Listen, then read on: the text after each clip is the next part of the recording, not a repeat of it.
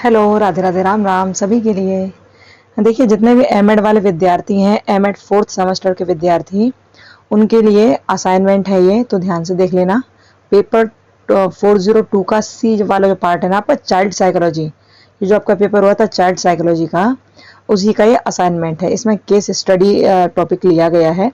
आप देख लेना, आप केस स्टडी ले सकते हो, आप पर्सनैलिटी डेवलपमेंट ले सकते हो, जो लेना हो आप ले सकते हो, ठीक है। तो आपको कैसे बनाना है ये असाइनमेंट, वो हम आपको दिखा रहे हैं। चाइल्ड साइकोलॉजी का है, ध्यान रखना।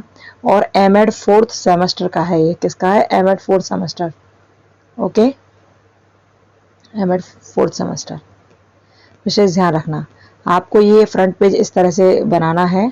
कॉलेज का नाम और इसका सब्जेक्ट का नाम, पेपर का नाम, टॉपिक का नाम, असाइनमेंट फाइल वगैरह सब लिख के, सेशन वगैरह यहाँ डाल के अच्छी तरह से आप बनाना, ठीक है। ऐसे फ्रंट पेज बनाना है आपको। और इसमें एक बच्चे की केस स्टडी की जाएगी, ठीक है, उसी के ऊपर ही बना है। तो आप देखिए कैसे है।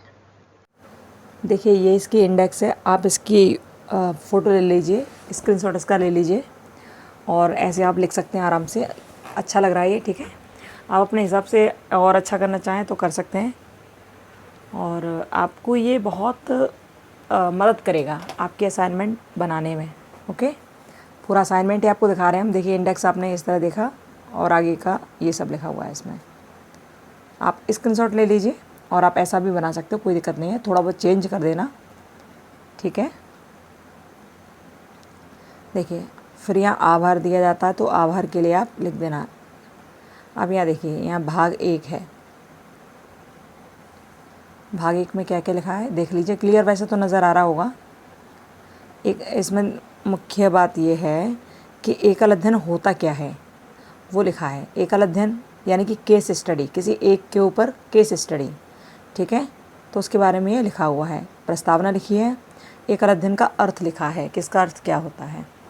आपको कहीं नहीं मिले तो संजय के गाइड में सब मिल जाएगा ये, ठीक है, लिख देना।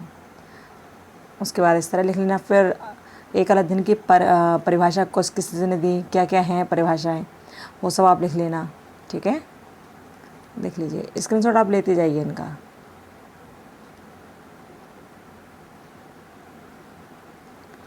अब जो विद्वान हैं, अलग अलग उन लोगों ने जो परिभाषा दी है उनके हिसाब से है ये। हम आपको फिर बता रहे हैं, आपको ये परिभाषा यदि यहाँ क्लियर नज़र नहीं आ रही हों तो जो संजय की आपके पास गाइड है ना फोर्थ सेमेस्टर की, उसमें देख लेना। ये परिभाषा बहुत सारी मिल जाएंगी आपको, ठीक है।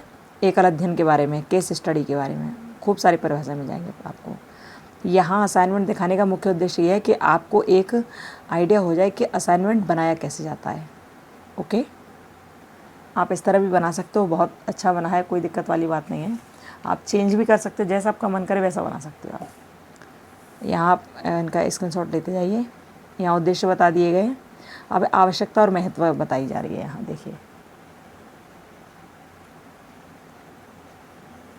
और तो और देखिए, आप ये असाइनमेंट देखिए। इसके बाद हम आपको दूसरा असाइनमेंट भी दिखाएंगे। और चूँकि ये 402C का है ना, हम आपको गाइडेंस काउंसलिंग वाला भी दिखाएंगे। पहले आप ये देख लीजिए, उसको फिर कल दिखाएंगे। और हम आपको डिजर्टेशन कैसे बनाने हैं वो सारी चीज़ आपको बताएंगे, और 1-2 डिजर्टेशन हम आपको दिखा भी देंगे, ठीक है।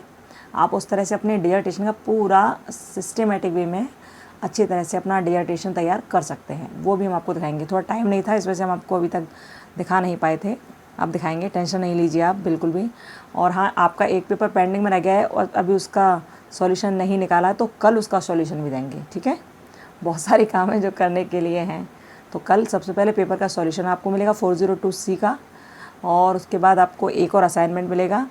फिर आपको 1-2 दिन में या 2-4 दिन में ही आपको ये फ़ाइल मिलेगी, किसकी, डिजर्टेशन वाली, हम आपको दिखाएंगे। आप अपना बड़ा अच्छी तरह से जो आपका टॉपिक हो उसके हिसाब से करना। हम आपको एक आइडिया दे देंगे कि कैसे डिजर्टेशन आपको बनाना है, ठीक है। उसका फॉर्मेट क्या रहेगा, क्या क्या चीज़ आप उसमें इंक्लूड कर सकते हो, वो सब हम आपको बताएंगे। ओके, यहाँ एकल अध्ययन की मान्यता वगैरह दे रखी हैं। आपको यदि ये अच्छा ना लगे, आप ये कहें कि मुझको ये नहीं बनाना है, देखो वैसे तो अच्छा बना है आपको, लेकिन ये लगे कि नहीं ऐसा नहीं बनाना, हमको चेंज बनाना है, तो देखो हम 2-3 दिनों में, कम से कम 2-3 दिन लग जाएंगे, या कहो तो 4 दिन लग जाएं। हम पर्सनालिटी डेवलपमेंट वाला, पर्सनालिटी टेस्ट वाला यहाँ पर एक टेस्ट लगाएंगे, ठीक है, एक असाइनमेंट बनाएंगे पर्सनैलिटी टेस्ट वाला। आप चाहो तो उस जैसा कर सकते हो, जैसे आपकी इच्छा हो वैसा, ठीक है। पेपर 402 का ही है वो पर्सनैलिटी टेस्ट। तो एक तो ये है केस स्टडी, एक वो है। तो आप ये बनाना चाहो तो ये बनाना, नहीं तो वो बनाना, ओके। यदि आपको ये वीडियो और ये पेपर सही नज़र नहीं आ रहे हैं तो ऊपर जो बटन है ना, 3 पॉइंट्स जो हैं उसमें हाई क्वालिटी कर लेना। जैसे आप जो वीडियो देख रहे हैं ना, तो ऊपर यहाँ 3 बटन होंगे ऐसे करके, उसमें हाई क्वालिटी कर लेना उससे, ओके। देखिए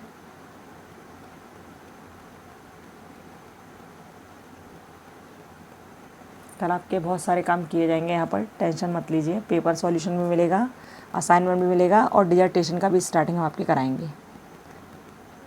डिजर्टेशन हम आपकी पूरी, सबसे पहले हम आपको उसका एक एरिया बताएंगे कि किस तरह आपको कौन कौन से पॉइंट डालकर अपनी डिजर्टेशन को आगे बढ़ाना है, ठीक है।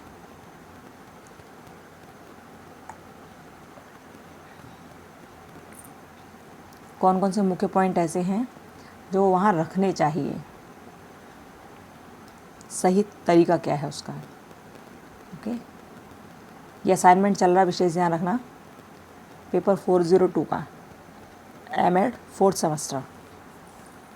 अब यहाँ एक अध्ययन की अवस्थाएं, मतलब ये जो लिख रहा है संजय के गाइड में सब मिलेगा आपको।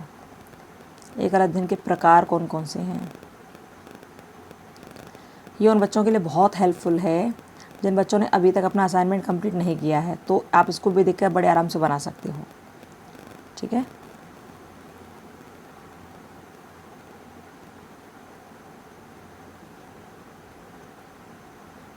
देखिए एक अध्ययन की विधि के मानदंड क्या क्या हैं वो दे रखा है यहाँ।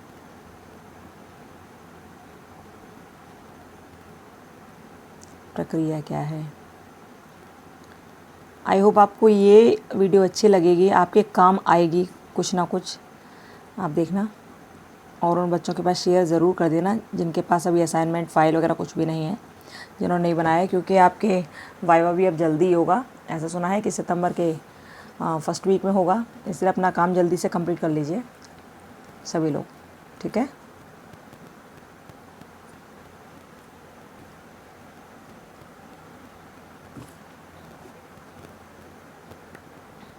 ये देखिए आप इस तरह यहाँ लिख लोगे। उसके बाद क्या करना है आपको, अब भाग सेकंड है। इनका मुख्य टॉपिक क्या था, असमायोजित बालक के व्यवहार का उसके शैक्षिक उपलब्धि पर पड़ने वाले व्यवहार का अध्ययन, ये है मुख्य टॉपिक।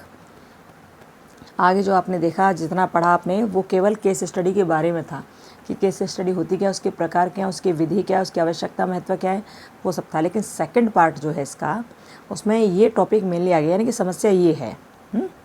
तो आप ऐसे ही लिख सकते हो, आप चाहो तो प्रस्तावना लिख सकते हो। अब समस्या की उत्पत्ति क्यों हुई वो आपको यहाँ बताना है, ठीक है। इसकी आवश्यकता क्या है, इसकी क्यों अध्ययन कर रहे हैं इसका। फिर समस्या में प्रयुक्त शब्दों की व्याख्या करनी है यहाँ पर, सो यहाँ पर की गई है, आप देखिएगा इसको ध्यान से। समस्या कथन क्या है, उसके उद्देश्य क्या हैं, हर चीज़ बताई गई है, तो आप देख लेना। यहाँ समस्या की परिकल्पना की गई है, अब इसका सीमांकन किया गया है। अब भाग 3, ये जो भाग 3 है इसमें एक बच्चे के बारे में बताया गया है। आप ऐसे किसी बच्चे का ले सकते हो, पूरी तरह से टेस्ट वगैरह पूछ सकते हो बच्चे से कि बेटा आपका नाम क्या है, भाग 3 में, ठीक है। प्रदत्तों का संकलन, इसमें आप ये सब उनका नाम, पता, कौन से क्लास में है, सब पूछ सकते हो। प्रश्नावली में यानी कि ये क्वेश्चन आर बना दी गई है, और क्वेश्चन आर में ये सब उस बच्चे से संबंधित जितने प्रश्न उत्तर हैं वो सब यहाँ पर लिखे, आपको लिखने हैं, ठीक है। आप सामयिक समायोजन, ये उसी बच्चे का ही है सब कुछ। आप जिस बच्चे का करना चाहते हो उसी का लिखना, ठीक है, इस बच्चे का मत लिखना। हाँ, बालक के व्यक्तिगत गुण बच्चे से पूछकर लिखना, जिसका भी आप स्टडी कर रहे हो उसी बच्चे से पूछकर लिखना सारी चीज़, ठीक है। ये फ़ाइल किसी और की है, और ये केवल इसलिए डाली जा रही है जिससे कि आपकी सबकी हेल्प हो सके, काफ़ी बच्चों की हेल्प हो सके, इससे कुछ बच्चों को लाभ हो सके और वो आराम से बना सकें। देखिए, हम लोगों का मुख्य काम एक दूसरे की सहायता करना है, इसी वजह से यहाँ पर ये सब आपके लिए प्रोवाइड कराया जा रहा है। ओके, आप भी ऐसे क्वेश्चनर बना सकते हो और जिस बच्चे का आप स्टडी कर रहे हो उसके बारे में सब लिखना है आपको। अब मैंने लिखा शैक्षिक उपलब्धि का अध्ययन, प्रदत्तों का संकलन। ठीक है, भाग 5।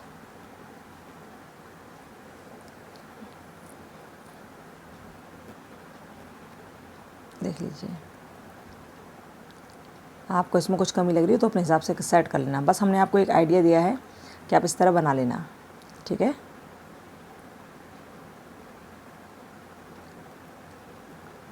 सुझाव के बाद ये निष्कर्ष आ गया यहाँ पर, और यहाँ पर ये हो गया असाइनमेंट फिनिश। ठीक है, आई होप आपको ये ठीक लगा होगा, और यदि आप ऐसा बनाना चाहें तो बना लेना, इससे आपका जल्दी से काम हो जाए। और जैसा कि हमने सुना है कि 10 तारीख तक आपका प्रैक्टिकल हो जाएगा, मतलब वाइवा हो जाएगा, असाइनमेंट वाला भी, तो आप अपना काम जल्दी कर लेना। कल हम पेपर 402 की आंसर की यहाँ पर प्रोवाइड कराने की पूरी कोशिश करेंगे, 402 की सी की। ठीक है, इसके अलावा हम एक और असाइनमेंट यहाँ पर डाल देंगे, और उसके अलावा ऐसा करेंगे, गाइडेंस काउंसलिंग वाला हम यहाँ पर डाल देंगे। ठीक है, ये तो 402 का हो गया, वो 401 वाला हो जाएगा गाइडेंस काउंसलिंग का, वो डाल देंगे यहाँ पर। और डिजर्टेशन के लिए भी हम आपको जल्दी ही तैयारी कराएंगे और जल्दी आपको दिखाएंगे कि कैसे आपको डिजर्टेशन बनाना है। आपका फ़िलोसॉफ़िकल है तो कैसे बनाना है आपको। ठीक है, और कोई बात हो तो आप कमेंट बॉक्स में कमेंट कर दीजिएगा। हम लोग फिर मिलेंगे। Bye, Radhe Radhe, Ram Ram, bye.